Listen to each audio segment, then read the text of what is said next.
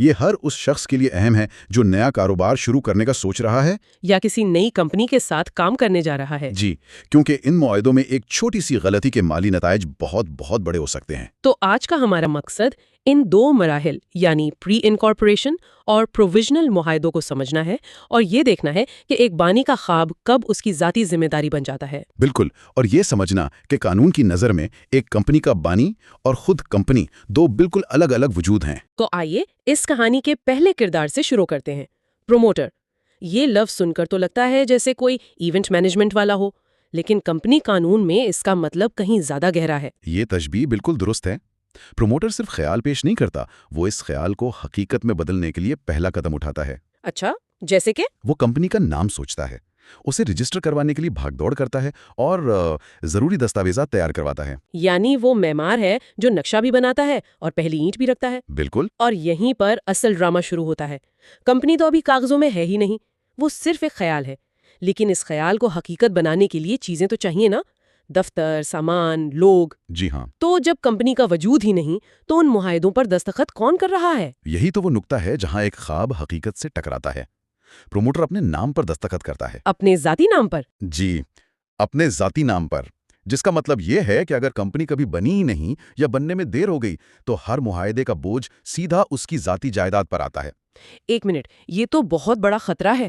مطلب اگر میں ایک سافٹ ویئر کمپنی شروع کرنے کا سوچوں اور اس کے لیے 5 سال کا دفتر لیز پر لے لوں، لیکن سرمایہ کار آخری وقت پر پیچھے ہٹ جائیں تو دفتر کا مالک وہ 5 سال کا کرایہ آپ سے، آپ کی ذاتی جیب سے وصول کر سکتا ہے۔ یہ تو خوفناک ہے۔ بالکل، قانون اس معاملے میں بہت واضح ہے۔ چونکہ معاہدے کے وقت کمپنی کا کوئی قانونی وجود نہیں تھا، اس لیے وہ کسی چیز کی ذمہ دار نہیں ہو سکتی۔ تو ساری ذمہ داری اس شخص کی ہے جس نے دستخط کیے؟ جی، اسی لیے اس مرحلے کو پری انکارپوریشن کانٹریکٹ کہا جاتا ہے اور اس میں تمام تر خطرہ پروموٹر کا ہوتا ہے۔ تو پھر اس جال سے نکلنے کا کوئی راستہ تو ہوگا؟ پروموٹر اس بھاری بوجھ کو کامیابی سے کمپنی کے کندھوں پر کیسے ڈالتا ہے؟ مجھے لگا تھا کہ شاید وہ بس ریٹیفائی کر سکتی ہوگی۔ آپ نے بہت اہم نقطہ اٹھایا ہے۔ یہاں قانون کی ایک دلچسپ باریکی ہے۔ ریٹیفیکیشن یا توثیق کا اصول یہ ہے کہ ایک پرنسپل اپنے ایجنٹ کے کیے گئے کام کو قبول کرتا ہے۔ ٹھیک ہے۔ لیکن اس معاملے میں جب پروموٹر نے معاہدہ کیا تو اس کا پرنسپل یعنی کمپنی تو موجود ہی نہیں تھی۔ اوہ صحیح، آپ کسی ایسے عمل کی توثیق نہیں کر سکتے جو آپ کے پیدا ہونے سے پہلے کیا گیا ہو۔ بالکل، یہ منطقی طور پر ناممکن ہے۔ واہ، تو پھر حل کیا ہے؟ حل ایک دوسرے قانونی عمل میں ہے جسے نوویشن کہتے ہیں۔ نوویشن؟ جی، نوویشن کا مطلب ہے ایک پرانے معاہدے کو ختم کر کے اس کی جگہ ایک بالکل نیا معاہدہ بنانا۔ اچھا۔ کمپنی کے اندراج کے بعد وہ تیسرے فریق کے ساتھ بیٹھ کر ایک نیا معاہدہ کرتی ہے۔ اس نئے معاہدے پر کمپنی دستخط کرتی ہے اور اس سے ذمہ داری باضابطہ طور پر پروموٹر سے کمپنی کو منتقل ہو جاتی ہے۔ اور کیا اس کے لیے کوئی مخصوص قانون ہے؟ یہ تو کمپنیز ایکٹ کا معاملہ لگتا ہے۔ دلچسپ بات یہی ہے کہ اس کا بنیادی اصول کمپنیز ایکٹ میں نہیں بلکہ ایک بہت پرانے قانون اسپیسیفک ریلیف ایکٹ 1877 کی دفعہ 23H میں ملتا ہے۔ اچھا۔ جی، یہ قانون کمپنی کو یہ حق دیتا ہے کہ وہ اپنے بننے سے پہلے کیے گئے معاہدوں کو اپنا سکے، لیکن اس کے لیے 2 شرطیں ہیں۔ وہ کیا ہے؟ پہلی، وہ معاہدہ کمپنی کے مقاصد کے لیے ضروری ہو، اور دوسری، کمپنی نے باضابطہ طور پر اسے قبول کر لیا ہو اور دوسرے فریق کو بتا بھی دیا ہو۔ ٹھیک ہے، تو پروموٹر کی جان چھوٹی، اس نے خطرہ مول لیا، کمپنی بنائی اور نوویشن کے ذریعے اپنی ذاتی ذمہ داری ختم کر دی۔ لیکن اس کا مطلب یہ نہیں کہ کمپنی کی ساری مشکلیں ختم ہو گئیں۔ بالکل نہیں۔ بلکہ کچھ کمپنیوں کے لیے تو اصل امتحان یہاں سے شروع ہوتا ہے نا؟ خاص طور پر پبلک کمپنیوں کے لیے۔ بالکل۔ اب ہم کہانی کے دوسرے مرحلے میں داخل ہوتے ہیں۔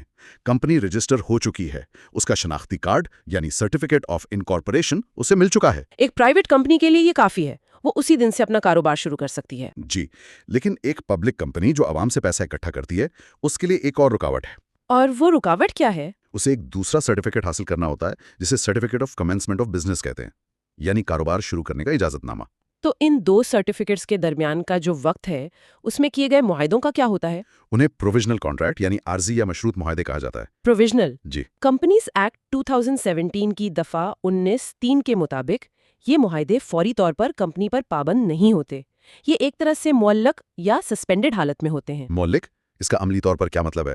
کیا وہ ایک حقیقی معاہدہ ہے یا صرف ایک وعدہ؟ وہ ایک حقیقی معاہدہ ہے، لیکن اس کا نفاذ ایک شرط سے جڑا ہوا ہے۔ اور وہ شرط ہے certificate of commencement of business کا ملنا۔ بالکل، جس دن کمپنی کو وہ سرٹیفکیٹ ملتا ہے اسی لمحے یہ تمام پروویژنل معاہدے خود بخود کمپنی پر لاگو ہو جاتے ہیں۔ خود بخود؟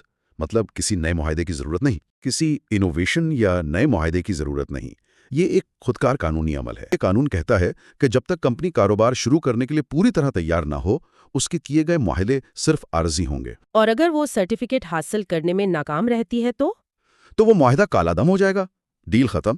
تیسرا فریق کمپنی پر مقدمہ نہیں کر سکتا کیونکہ ٹیکنیکل طور پر وہ معاہدہ کبھی مکمل طور پر نافذ ہی نہیں ہوا تھا۔ واہ، تو قانون ایک ہی وقت میں بانی کو آگے بڑھنے کی ہمت بھی دے رہا ہے اور تیسرے فریق کو خبردار بھی کر رہا ہے کہ ذرا سنبھل کے۔ بالکل، یہ ایک نازک توازن ہے جو کاروباری حقیقتوں اور سرمایہ کاروں کے تحفظ دونوں کو مد نظر رکھتا ہے۔ اچھا، تو اگر ہم ان دونوں قسم کے معاہدوں کو پری انکارپوریشن اور پروویژنل کو آمنے سامنے رکھیں تاکہ فرق بالکل واضح ہو جائے، تو سب سے بڑا فرق تو وقت کا ہے۔ بالکل درست۔ ایک معاہدہ کمپنی کے پیدا ہونے سے بھی پہلے کا ہے، اور دوسرا یعنی پروویژنل اس کے پیدا ہونے کے بعد کا، لیکن کام شروع کرنے سے پہلے کا۔ جی، وہ قانونی طور پر موجود تو ہے لیکن ابھی پوری طرح فعال نہیں۔ اور دوسرا بڑا فرق ذمہ داری کا ہے۔